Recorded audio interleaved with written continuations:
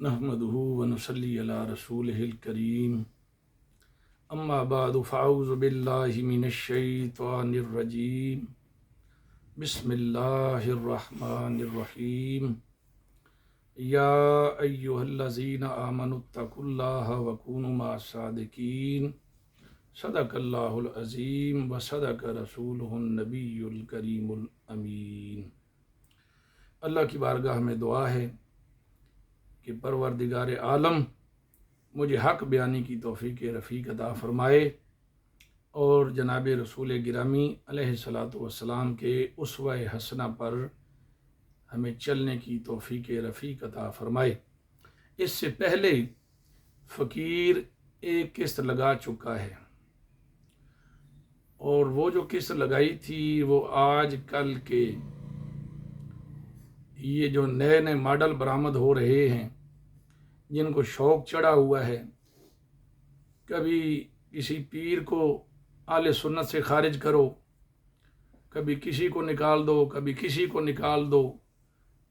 Girls है कि एक दौर हुआ करता था, अकाबिर उलमा लिखते हैं किताबों में कि हमें रात दिन इस बात की फ़िक्र होती थी कि किसी भी तरीके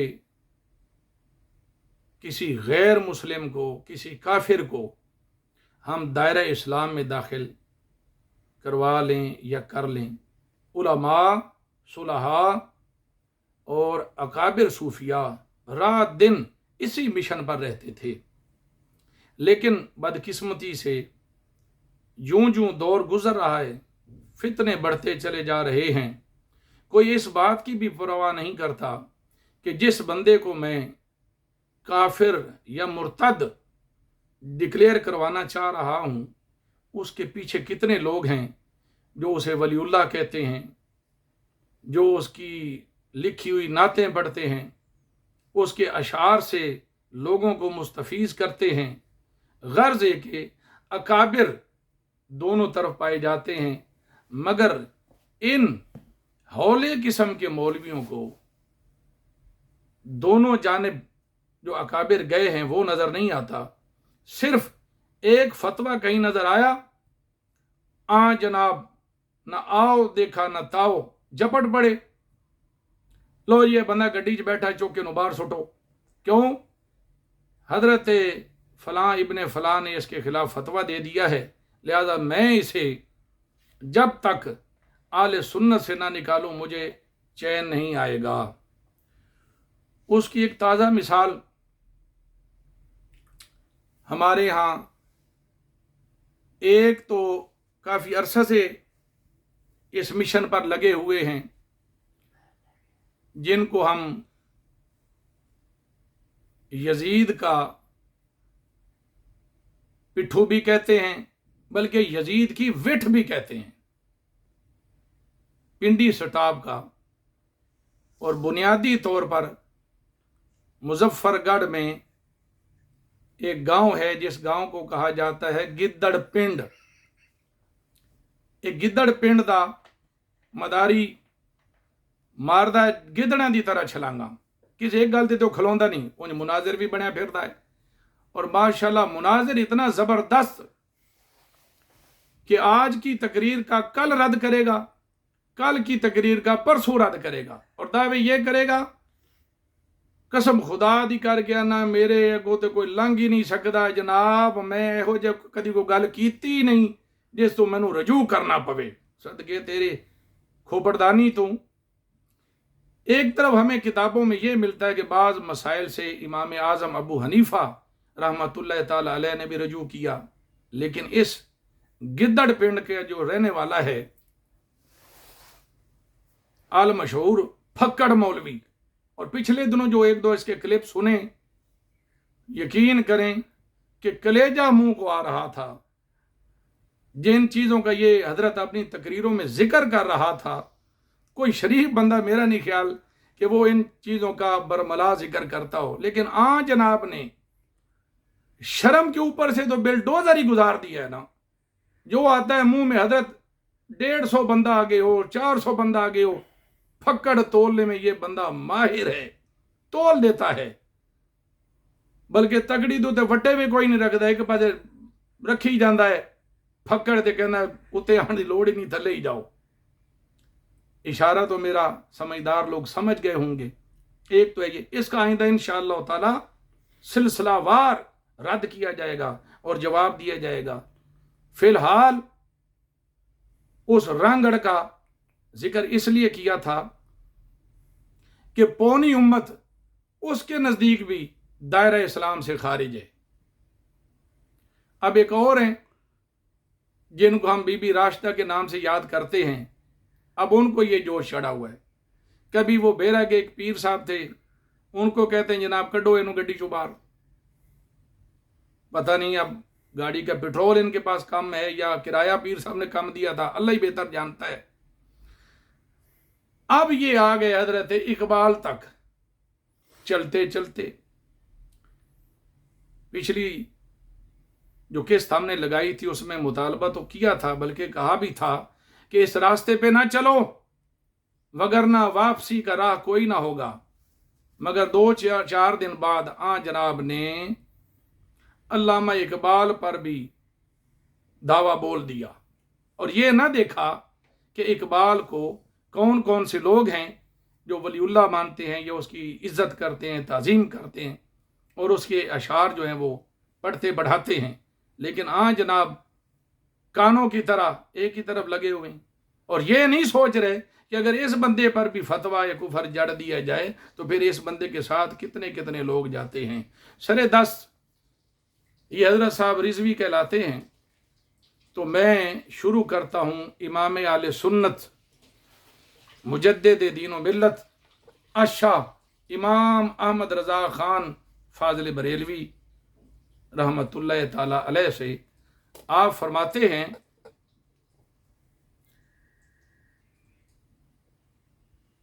कि इस तज़किरे को हमारे बड़े बड़े अपनी किताबों में नकल किया। फिलहाल जो मेरे सामने ये इबारत है वो ये किताब भी देख ली जाए, इमाम अहमद रज़ा खान फाजिल बरेलवी। इसमें ये लिखा हुआ है और मौलवी साहब से मैं कहूँगा कि अगरचे आपकी आंखें बड़ी छोटी छोटी हैं लेकिन ज़रा खोल कर देखिएगा इन चीज़ों को भी, आंखें खोल कर। इसमें यह लिखा हुआ है कि अंजुमन नोमानिया में हर साल एक सालाना जलसा मुनअकिद हुआ करता था जिसमें न सिर्फ लाहौर और पंजाब के उलमा व मशाइख तशरीफ़ लाते थे बल्कि दूर दराज के इलाकों से भी उलमा को मदऊफ़ किया जाता था। और अंजुमन के दस्तार फजीलत के इस जलसे में पाक व हिंद के जय्यद उलमाए किराम को सदारत के लिए और तकरीर के लिए दावत दी जाती थी। इसमें यह जुमला काबिल गौर कि जय्यद उलमाए किराम। अब इस मजलिस में इकबाल साहब भी आए तो जाहिर है जैसे इन्होंने पीछे जिक्र किया कि जय्यद उलमाए किराम को बुलाया जाता था तो इन्होंने जय्यद उलमाए किराम की सफ़ में इकबाल साहब को भी दाखिल कर दिया। अब जनाब कहते हैं कि नहीं, इसके जो फलां फलां अशार हैं उसकी वजह से हम इसको खुदा न खास्ता ये कहेंगे वो कहेंगे। तो फिर जिन्होंने इनको जय्यद लिखा या इनकी तारीफ़ें की वो भी जद में आएंगे कि नहीं, ये जनाब पर मेरा सवाल है।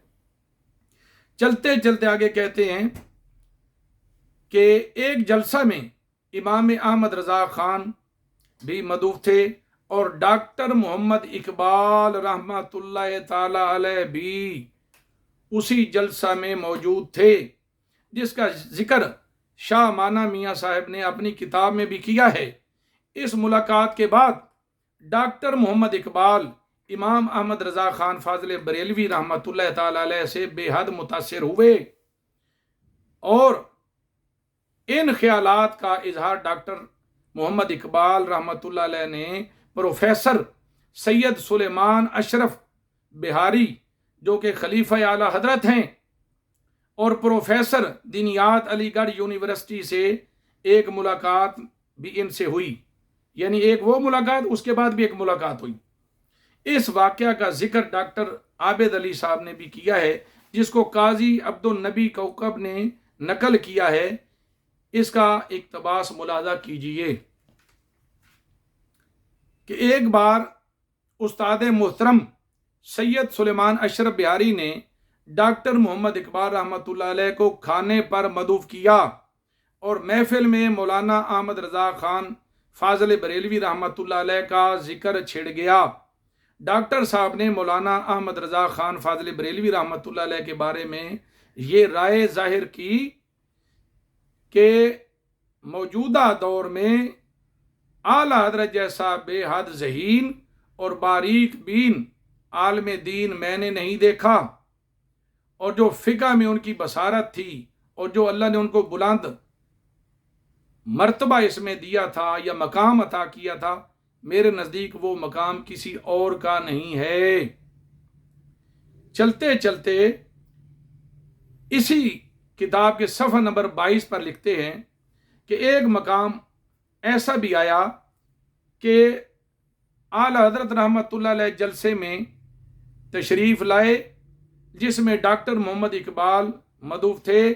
اس جلسے میں جب ڈاکٹر محمد اقبال نے اپنی ایک نعت سنائی تو اعلی حضرت نے اس میں ترمیم فرمائی۔ اب اس پر میرا سوال یہ ہے کہ جو امام اہل سنت ایک شعر جو کہ خلاف شرع ان کے نزدیک تھا یا جو بھی اس پر شرعی گرفت بنتی تھی امام اہل سنت نے فرمائی، تو باقی جو اقبال کے معاملات تھے اس پر اعلی حضرت نے کیوں قلم نہ اٹھایا؟ جبکہ دوسری طرف ہم دیکھتے ہیں کہ حفظ الایمان ایک چھوٹا سا رسالہ ہے جس پر اعلی حضرت نے خوب گرفت فرمائی اور اس کے لکھنے والے کو کافر بھی فرمایا، اور یہاں آج جناب اتنی عبارتیں پیش فرما رہے ہیں۔ ان عبارتوں کے ہوتے ہوئے اعلی حضرت نے اقبال کو کافر یا مرتد ڈکلیئر کیوں نہ کیا؟ ہمارے نزدیک تو پھر یہ بات بنتی ہے کہ یا تو اقبال اس وقت رجوع کر گیا، اگر رجوع نہیں کیا تھا یا تائب اقبال صاحب نہیں ہوئے تھے تو اعلی حضرت نے ان کو آگاہ کیوں نہ کیا؟ دوسرا یہ کہ یہ جو ہمارے علماء علامہ اقبال کو رحمت اللہ علیہ لکھ رہے ہیں ان کے بارے میں شرعی حکم کیا ہوگا؟ چلتے چلتے دوسری شخصیت جو کہ اہل سنت کے سر کا تاج ہیں اور جن کے اہل سنت پر بڑے احسانات ہیں اور جن کے حوالے آپ بھی پیش کرتے ہیں الحق المبین سے، آپ کہتے ہیں کہ مسئلہ تکفیر میں ہمارا شروع سے طریق یہ رہا ہے کہ جب بھی کوئی شخص نبی کریم علیہ السلام کی بارگاہ میں کوئی نازیبہ جملہ کہے گا یا کفر کا التزام کرے گا تو ہم اسے کافر کہیں گے۔ اس میں اپنے پرائے کا امتیاز نہ کیا جائے گا، وہ بریلوی ہو، دیوبندی ہو، وہابی ہو، نیچری ہو، لیگی ہو، کوئی بھی ہو۔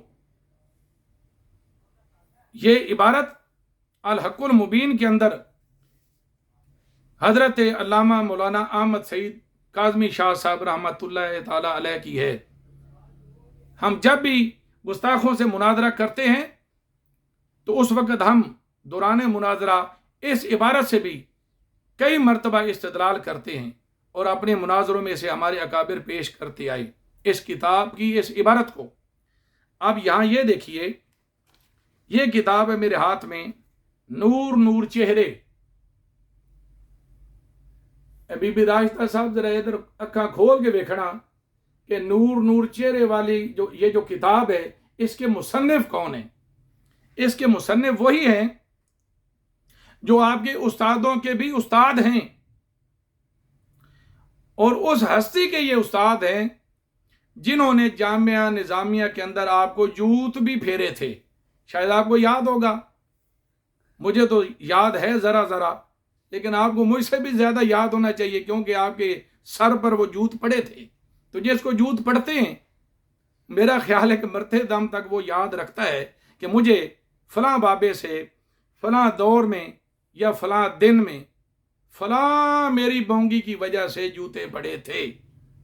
تو آج جناب شروع سے ہی بونگیاں مارنے کے تو ماہر ہیں، اور ان بونگیوں کی وجہ سے آپ کو جوتیاں بھی پڑ چکی ہیں، اور اب بھی آپ یہ چاہ رہے ہیں کہ اہل سنت و جماعت کے جو لوگ ہیں جو اقبال سے عقیدت رکھتے ہیں وہ 12 نمبر جوتا میری مرمت کے لیے اپنے ہاتھ میں رکھیں۔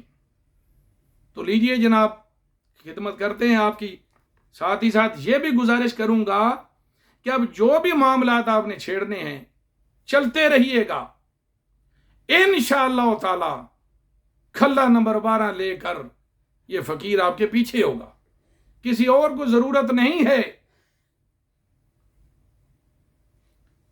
آپ کو تکڑی میں رکھ کر تولنے کی ہمارے اکابر میں سے کسی کو بھی ضرورت نہیں ہے، جن پر آپ تحفظات کا اظہار فرماتے ہیں۔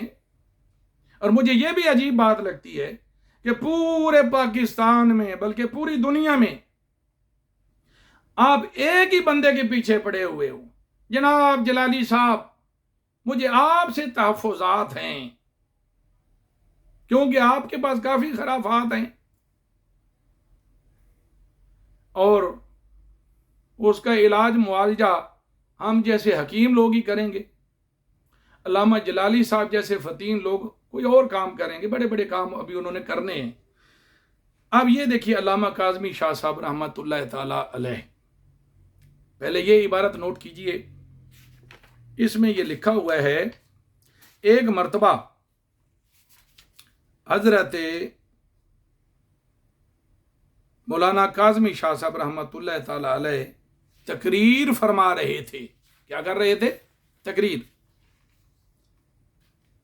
تقریر کرنے کے دوران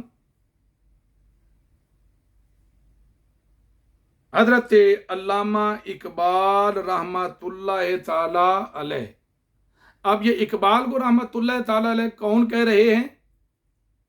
آپ کے دادا استاد حضرت علامہ عبدالحکیم صاحب شرف قادری، جن کے بارے میں حضرت علامہ عطا محمد بندیالوی رحمۃ اللہ تعالی علیہ فرمایا کرتے تھے، جب آپ سے پوچھا گیا کہ کون کون سے شاگرد ہیں حضور جن پر آپ کو فخر ہے، فرمایا یار 50 یا 55 سال میں نے کتابیں پڑھائی ہیں، بڑے بڑے علماء میں نے پیدا کیے، مگر مجھے 4 لوگوں پر فخر ہے۔ ان 4 لوگوں میں سے نام بھی بتلاتا چلتا ہوں برکت کے لیے، کیونکہ ان کے احسانات ہیں اہل سنت پر۔ یہ الگ بات ہے کہ کوئی ڈنگے پھینگے ان کے احسانات نہ مانے، یہ الگ بات ہے، مگر اپنے محسنین کے احسانوں کو ہمیشہ یاد رکھنا چاہیے۔ جو اپنے بڑوں کے احسانات کو یاد نہیں رکھتے مٹ جاتے ہیں وہ لوگ۔ علامہ عطا محمد بندیالوی رحمۃ اللہ تعالی علیہ نے فرمایا کہ حضرت مولانا غلام رسول صاحب رضوی شیخ الحدیث، دوسرے نمبر پر اشرف العلماء مولانا محمد اشرف سیالوی نور اللہ مرکزہ، ان کے بارے میں بھی کئی لوگوں کے پاؤں میں کانٹے چبھے ہوئے ہیں، اللہ کرے کہ وہ کانٹے نکل جائیں، میری دعا ہے۔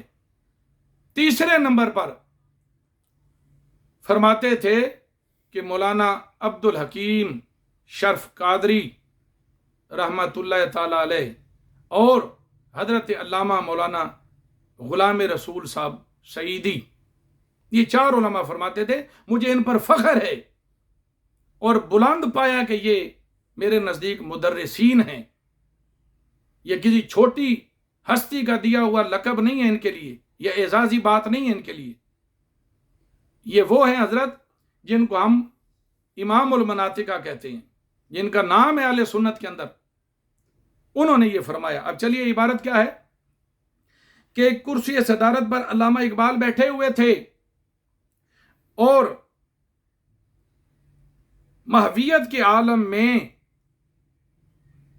او خدا کے بندے، یہ جو ہمارے علماء کہہ رہے ہیں کہ علامہ اقبال سرکار کا ذکر سنتے ہی ایک کیفیت میں محو ہو جاتے تھے، تو میں تم سے پوچھتا ہوں کسی مرتد کے لیے یا بے ایمان کے لیے ایسے جملے استعمال کرنا یہ شرن جائز ہے؟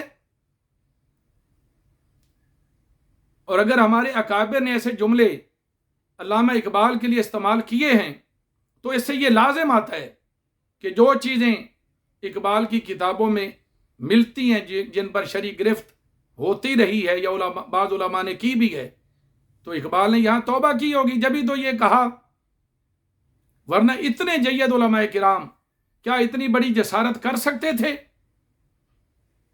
اور آج جناب کی نظروں سے یہ کتابیں نہیں گزر رہی. ذرا ادھر تو غور فرمائیں کہ اگر آپ کی بات مان لی جائے تو پھر کن کن کو اہل سنت و جماعت سے نکالنا پڑے گا.